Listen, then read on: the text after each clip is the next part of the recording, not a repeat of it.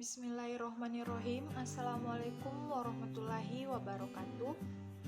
Perkenalkan, saya atas nama Suci Indah dari kelas Ekonomi Syariah 4E dengan NIM 1904010142. Saya salah satu mahasiswi dari program studi Ekonomi Syariah Fakultas Ekonomi dan Bisnis Islam Institut Agama Islam Negeri Palopo. Pada video ini saya akan membahas sebuah materi yang berjudul franchise atau waralaba. Adapun tujuan pembuatan video ini yaitu untuk memenuhi tugas final dari mata kuliah aspek hukum ekonomi. Baik, untuk yang pertama saya akan membahas terkait bagaimana sejarah singkat dari franchise atau waralaba. Nah, waralaba atau franchise ini mulai ramai dikenal di Indonesia sekitar pada tahun 1970-an. Dengan mulai masuknya franchise luar negeri seperti Kentucky Fried Chicken, Swensen, Shake Pizza, dan kemudian diikuti pula oleh Burger King dan 7-Eleven. Nah, walaupun sistem franchise ini sebetulnya sudah ada di Indonesia seperti yang diterapkan oleh Bata, dan yang hampir menyerupainya ialah SPBU atau pompa bensin. Sesudah Perang Dunia Kedua, usaha eceran mengadakan perubahan dari orientasi produk ke orientasi pelayanan. Hal ini disebabkan karena kelas menengah mulai sangat mobile dan mengadakan relokasi dalam jumlah besar ke daerah-daerah pinggiran kota. Maka semakin banyak rumah makan atau restoran atau drive-in mengkhususkan dalam makanan siap saji dan makanan yang bisa segera dimakan di perjalanan.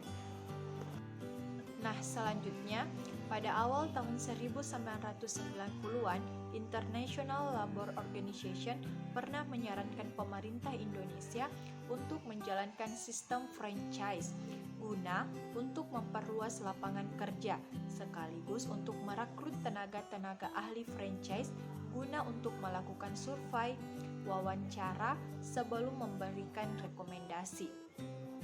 Nah, hasil kerja para ahli franchise tersebut menghasilkan Franchise Research Center, di mana tujuan lembaga ini adalah untuk mengubah berbagai macam usaha menjadi franchise, serta untuk mensosialisasikan sistem franchise ke masyarakat Indonesia.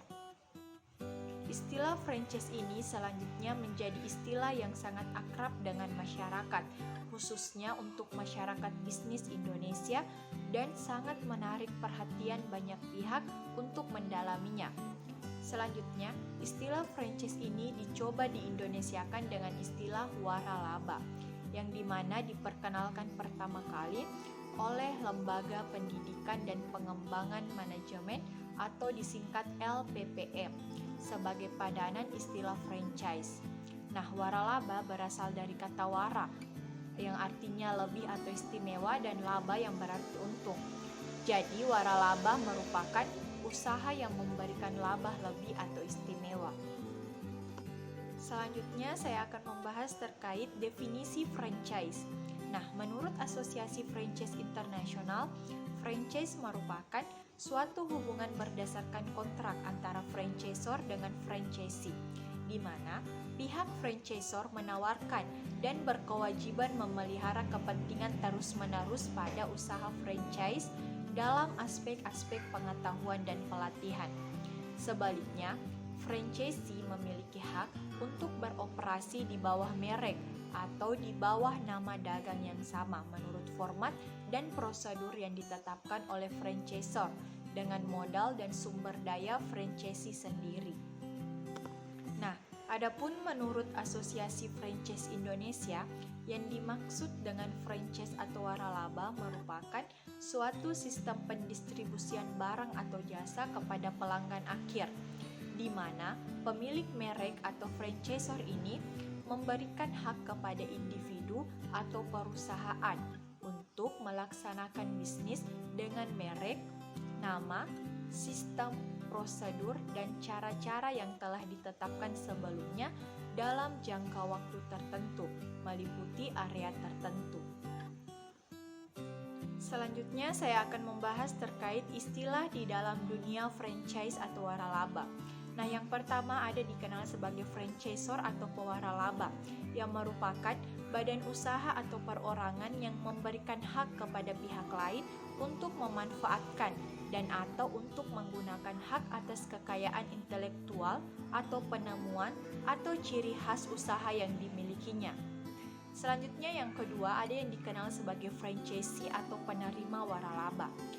Franchisee ini merupakan badan usaha atau perorangan yang diberikan hak untuk memanfaatkan dan atau untuk menggunakan hak atas kekayaan intelektual atau penemuan atau ciri khas yang dimiliki pemberi waralaba. Selanjutnya ada yang dikenal sebagai franchise fee, yang dimana merupakan biaya awal waralaba, yaitu biaya yang harus dibayarkan di muka sebelum gerai waralaba kamu mulai beroperasi. Nah, biaya tersebut dibayarkan untuk lisensi atau hak dalam menggunakan merek yang diwaralabakan selama jangka waktu waralaba dan hak untuk menggunakan pedoman operasional yang telah disepakati.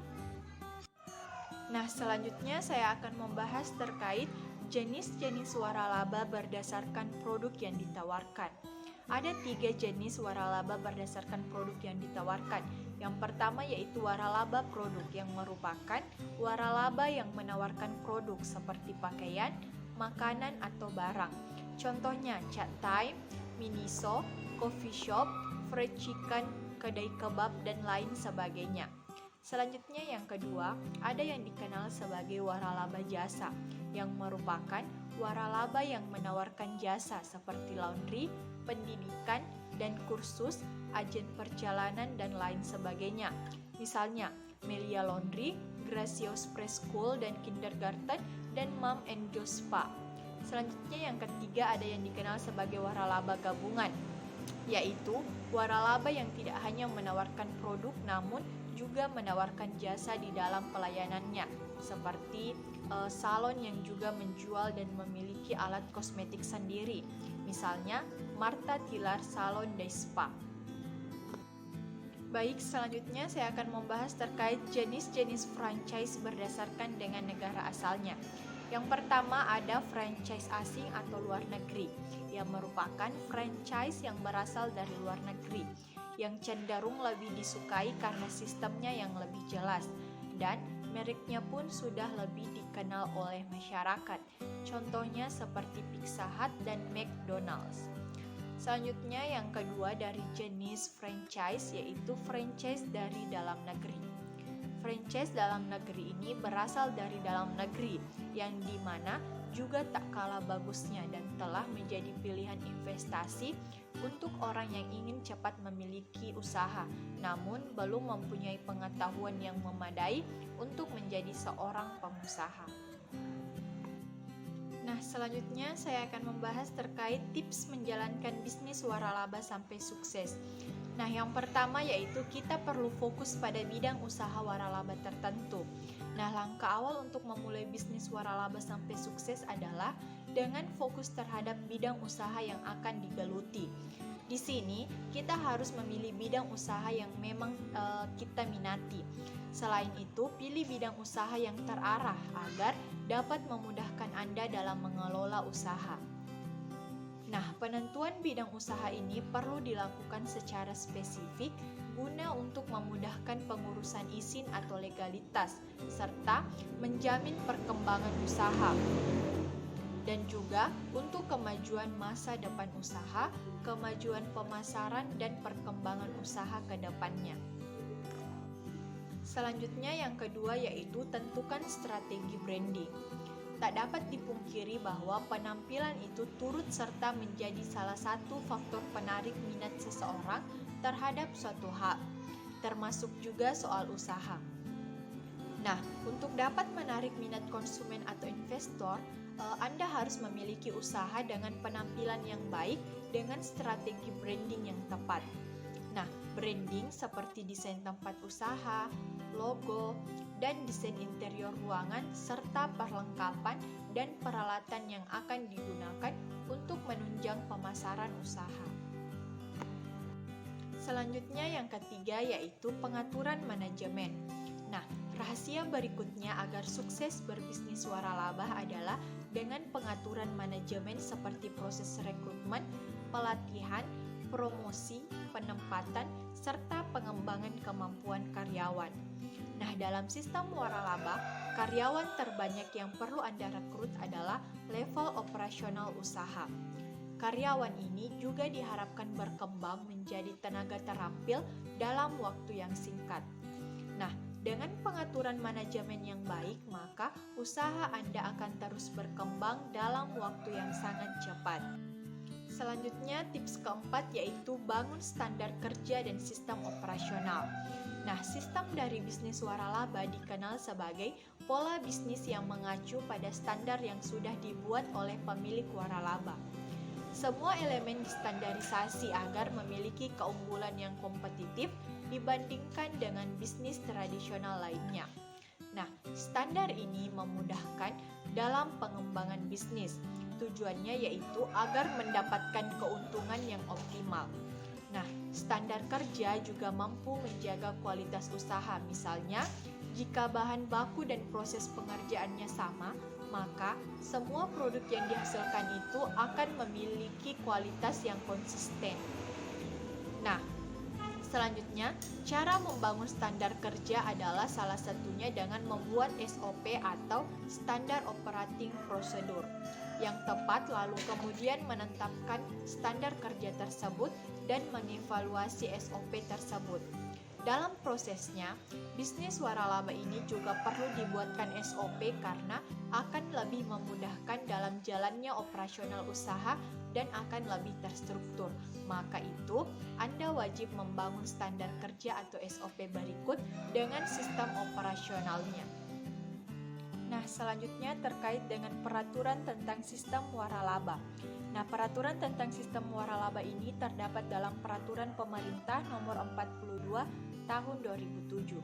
Nah, beberapa peraturan lainnya yang mendukung kepastian hukum dari bisnis waralaba diantaranya itu tertuang di dalam yang pertama, Keputusan Menteri Perindustrian dan Perdagangan Republik Indonesia Nomor 259 MPP KEP 7/1997 tentang ketentuan cara pelaksanaan pendaftaran usaha waralaba. Selanjutnya yang kedua yaitu tertuang dalam Peraturan Menteri Perindustrian dan Perdagangan Republik Indonesia Nomor 31/M DAG PER/8/2008 tentang penyelenggaraan waralaba. Selanjutnya tertuang pula dalam Undang-Undang Nomor 14 Tahun 2001 tentang paten. Selanjutnya tertuang di dalam Undang-Undang Nomor 15 Tahun 2001 tentang merek. Dan yang terakhir yaitu tertuang di dalam Undang-Undang Nomor 30 Tahun 2000 tentang rahasia dagang. Nah, selanjutnya saya akan membahas terkait keuntungan menjalankan bisnis waralaba. Nah, dalam sebuah bisnis pasti memiliki keuntungan dan kerugiannya. Nah, di sini saya akan membahas terkait 5 keuntungan menjalankan bisnis waralaba. Dalam menjalankan bisnis waralaba yang pertama, manajemen bisnis yang telah terbangun. Artinya di sini berbeda dengan membangun bisnis sendiri. Sistem waralaba sudah memiliki manajemen bisnis yang terstruktur dengan sangat jelas. Nah, biasanya pewaralaba ini membuka kesempatan untuk mereka yang ingin berbisnis karena bisnis yang mereka miliki ini sudah sangat matang serta memiliki pasar yang luas dan juga reputasi produk yang bagus. Sehingga manajemen dan strategi bisnis ini sudah dijalankan dengan baik dan sudah berkelanjutan. Selanjutnya yang kedua dari keuntungan menjalankan bisnis waralaba yaitu produk sudah dikenal masyarakat. Bisnis waralaba biasanya adalah produk yang sudah dikenal oleh masyarakat luas. Nah, produk tersebut sudah memiliki konsumen dan pasarnya sendiri, sehingga bagi mereka yang sudah berbisnis franchise, tidak perlu memiliki strategi pemasaran atau tidak perlu memikirkan strategi pemasaran bagi produk yang akan dijual karena sudah memiliki liputan media yang luas sehingga bisnis waralaba keuntungannya adalah lebih mudah dikenal masyarakat. Selanjutnya yang ketiga yaitu kerjasama yang terbangun sejak awal. Nah, mereka yang berbisnis waralaba akan mendapatkan keuntungan dari kerjasama yang terbangun dengan pemilik waralaba. Contohnya misalnya, kerjasama dengan pihak pemasaran dan pemasok bahan baku. Dengan kerjasama yang baik, pemilik waralaba biasanya juga akan memberikan dukungan seperti misalnya berupa manajemen finansial, pemasaran, pasokan sumber daya, sampai kepada pelatihan karyawan.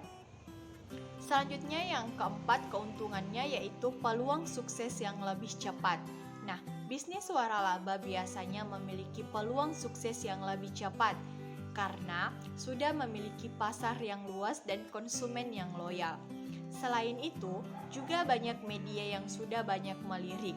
Nah, biaya modal yang dikeluarkan juga sudah terukur karena strategi pemasaran yang sudah matang dan pasokan sumber daya dari franchisor. Selanjutnya yang kelima yaitu manajemen finansial lebih mudah. Nah, setiap investor pasti lebih menyukai untuk memberikan modal pada bisnis yang kuat dari segi pemasaran dan finansial. Dengan sistem ini atau waralaba ini, maka sistem manajemen finansial sudah ditetapkan oleh pemilik waralaba, sehingga Anda tidak perlu pusing dengan manajemen finansialnya. Nah, selanjutnya saya akan membahas terkait kekurangan dalam menjalankan bisnis waralaba. Nah, bisnis waralaba memang memiliki banyak keuntungan. Namun, bagi mereka yang ingin memulai berbisnis waralaba ini juga perlu memperhatikan beberapa hal terkait dengan kekurangan dari bisnis waralaba agar terhindar dari potensi kerugian usaha. Nah, yang pertama yaitu kurangnya kendali dari pemilik waralaba. Hal tersebut karena semua sistem bisnis sudah ditentukan oleh pemilik waralaba, sehingga ruang gerak dari pembeli waralaba akan terbatas. Nah, terkadang juga kreativitas dan ide-ide ini tidak dapat diaplikasikan karena ada perjanjian khusus yang mengatur dengan pemilik waralaba. Selanjutnya yang kedua yaitu meskipun bisnis waralaba sudah memiliki pasar yang luas, tetapi para pembeli waralaba biasanya juga akan terjebak dalam tren pasar. Perilaku konsumen yang berubah-ubah terhadap tren ini mampu mempengaruhi kondisi bisnis waralaba. Misalnya, franchise teh yang sudah mulai tergerus trennya dan digantikan dengan minuman campuran Yakult dan susu gula aren. Selanjutnya yang ketiga yaitu ketergantungan pada reputasi waralaba lainnya. Contohnya misalnya, jika reputasi dari waralaba tersebut rusak, maka hal tersebut tentu akan mempengaruhi waralaba lainnya. Selanjutnya yang keempat yaitu membutuhkan modal yang lebih banyak. Nah, biasanya pewaralaba akan mengajukan biaya awal untuk kemudian baru terjadi pembelian waralaba. Kemudian terdapat juga biaya lainnya seperti misalnya biaya pelatihan dan dukungan bagi pembeli waralaba. Selanjutnya yang kelima yaitu terdapat pemotongan keuntungan. Nah, pembeli waralaba memiliki kewajiban untuk membayar royalti dari sejumlah keuntungan yang didapatkan. Nah, jika keuntungan yang didapatkan sedikit berarti keuntungan tersebut akan dipotong untuk menutupi biaya tersebut. Baik, itulah tadi penjelasan saya terkait materi yang berjudul franchise atau waralaba.